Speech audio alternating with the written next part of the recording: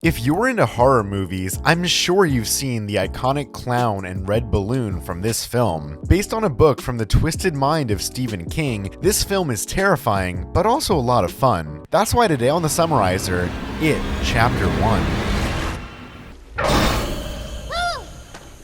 Hiya, Georgie. The story starts, and it's a dark and stormy day. Already we're getting into the classic stuff of horror. Bill and Georgie are brothers, and they're passing the time playing with, paper boats? I guess everybody's gotta have a hobby. Anyway, they need paint, so Georgie goes down to the basement, and it's kind of freaky because it's a dark basement in a horror movie. But he gets out okay, so that's nice. So then Georgie goes out into the street and watches his little paper boat float down the gutter. He's running around following it, having the time of his life until...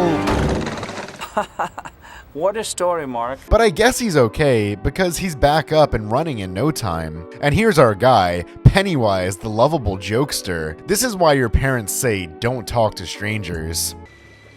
Bill's gonna kill you. Yeah, I don't think it's Bill you need to worry about. And now Georgie's gone.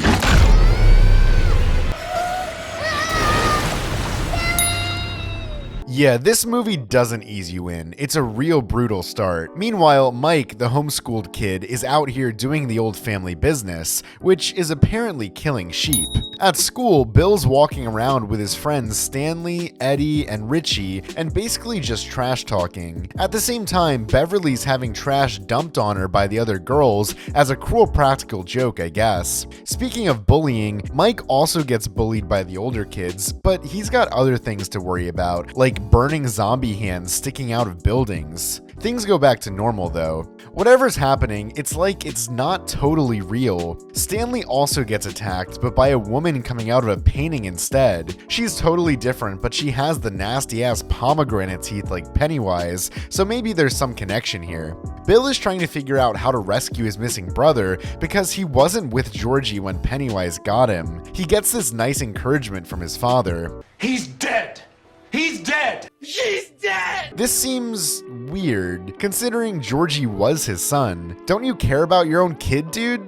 Instead of listening to his dad and giving up, now Bill gets all his friends together. They're going out to explore the sewers because Bill thinks he's figured out where Georgie could have gone. Also, there's a new kid at school named Ben, and he's been having trouble fitting in. Instead of hanging out with the other kids, he spends his time reading about the town's gruesome history in the library. While he's reading about the tragedies this place has seen, he spots an Easter egg just sitting there in a hallway. Following it leads him to a headless man and Pennywise, but he manages to escape. He escapes the school only to be grabbed by the bullies from earlier and dragged into the woods, pretty close to where Bill and his friends have already gone. The lead bully of this group, an older kid named Patrick, starts using his dad's knife to carve his name into Ben. I feel like there's gotta be a better outlet for his anger, but I guess Call of Duty wasn't invented yet in the 80s? Patrick's dad is also a cop, so he knows he's not gonna get into any real trouble. After breaking free and having an intense chase with the bullies,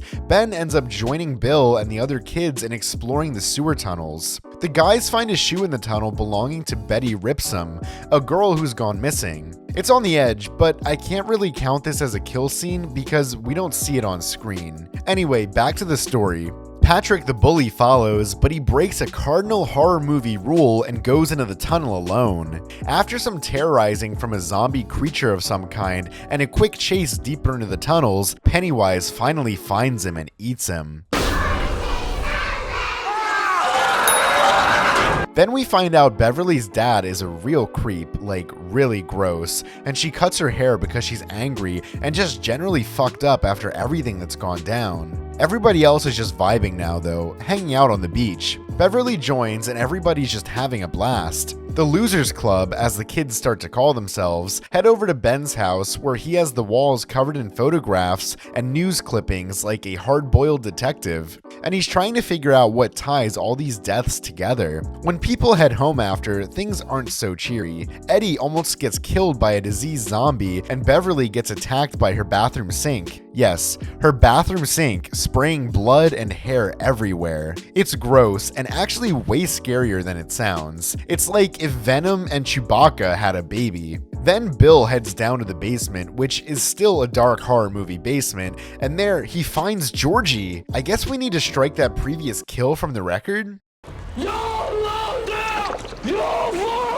I guess not. The interesting thing about Pennywise is he seems to care more about scaring these kids than actually killing them. He probably could have gotten the others by now, and he could definitely get Bill right here, but Bill escapes anyway. The kids all meet up, probably very traumatized after the day everyone's had, and help clean the blood out of Beverly's bathroom. Her dad couldn't see it, so it's starting to look like adults can't see the things going on. It's gonna be up to the good old losers club, it seems. But not to worry, after some hard work scrubbing up blood, it's rock war time. After saving Mike from the bullies, he joins the Losers Club. He's seen Pennywise now too, so he's invested in figuring it all out. All these characters talk and realize they've all seen the same clown, except for Richie for some reason. They start to figure out that Pennywise is targeting their greatest fears, and ironically, Richie's fear is clowns. The gang goes to Bill's house now and sets up a projector where they can examine the town sewer map because they know Pennywise must have a base somewhere in there. They pinpoint it to an abandoned house, and this being the house where Eddie was attacked seems to confirm that it is indeed the right house. The projector starts flicking quickly, and pretty soon a giant-sized Pennywise is filling the garage. He scares the crap out of everyone, though they escape unharmed. The Losers Club are pissed off now, and they're ready to stop Pennywise. They get together and go to the house that they were just talking about. Just from the outside, you can tell it's obviously the evil bad guy's lair, you know? Inside the house, it is going all out, throwing monsters and crazy stuff at the kids left and right. Betty, the missing girl from before, is laying in a hall before she gets dragged away screaming. Eddie is knocked out, and when he wakes up, Pennywise is on him. He's feeding on Eddie's fear when the other kids come to his rescue, with Beverly brutally slamming a rod through the clown's eye. Also, on their way here, Bill and Richie see the upper half of Betty's body dangling from the ceiling. Even if this is just part of the illusion, it means that Betty has been consumed like Georgie by Pennywise, or it. So I think this counts. In general, there's freaky stuff all over the place in this house. It is still using their fears, finally giving Richie a real scare with a room full of clowns. After some close calls, the kids escape the house, only for Eddie's mom to show up and be a bit of a jerk to all the kids. It's funny to see another parent finally, with how much crazy stuff these kids have been getting into. Now the rest of the group start to talk, and Bill gets the bright idea to go back to the house. But nobody else except Beverly wants to do that, I think because they aren't suicidal. After a rough argument between the kids, we get a separation montage like you'd see at the low point of a romantic comedy. Goodbye, my lover. Goodbye, my friend. You have been the one. You have been the one for me. The kids are all bummed out because they aren't hanging out with their friends, but at the same time, no one really wants to fight Pennywise again. Mike goes back to the farm, and this time, he doesn't hesitate to kill. Another goat bites the dust. So meanwhile, Henry's out being a bully because that's kind of his thing, and this time he's trying to shoot a cat because animal cruelty is badass. Pennywise gives back a knife that Henry had lost earlier in the movie when he was attacking Ben, and he tells him to use the knife and stab his dad, who is a cop and also a pain in the neck, so in a way, this is poetic. And now we go back to Beverly in her house, where her dad's being even more creepy than usual. He tries to molest her and gets a swift kick where it hurts. He won't give up that easily though, and he chases her into the bathroom where... Is that a kill? Please tell me that's a kill. Well, unfortunately, it is not. Though that's not super clear in this scene. Pennywise then appears out of nowhere and takes Beverly away. The other kids show up at her house and she's already gone, but they can guess what happened, which leaves them with really just one choice. That's right, it's back to the creepy house. Bullshit. So now Beverly's somewhere underground with Pennywise, and there are a lot of bodies just floating in the air. Do these count as kills? No. Anyway, the next thing Pennywise does is a Fortnite dance.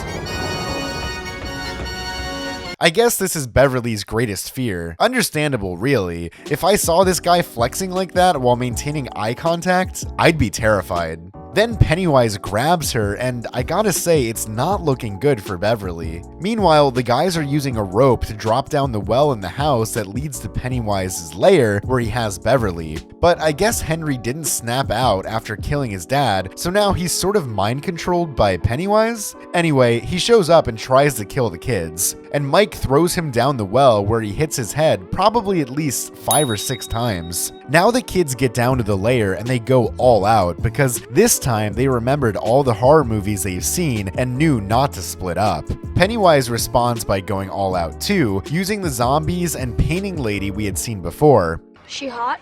No, she is not. Now they find Beverly and she is in pretty bad shape. Kill number 8? No, looks like True Love's kiss comes in clutch and saves the day. After reviving Beverly, the Losers Club faces off with Pennywise again, but not before Georgie shows up again. We already know that he's basically Pennywise's flesh puppet at this point, but it still hits Bill to see his brother like that. Tears are shed, but Bill does the right thing and kills Georgie again.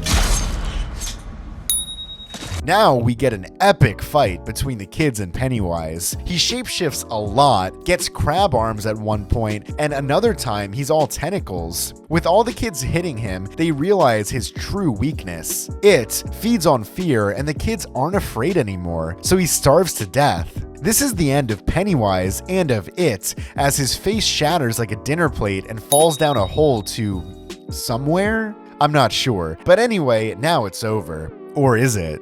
Afterwards, the kids get together and make a blood pact that they'll come back together and fight it if it ever comes back. Bill and Beverly finally kiss, and that's that. That was It, Chapter 1, with a total of 9 kills. Comment which series or movies you'd like me to summarize and make kill counts for future videos. See you later.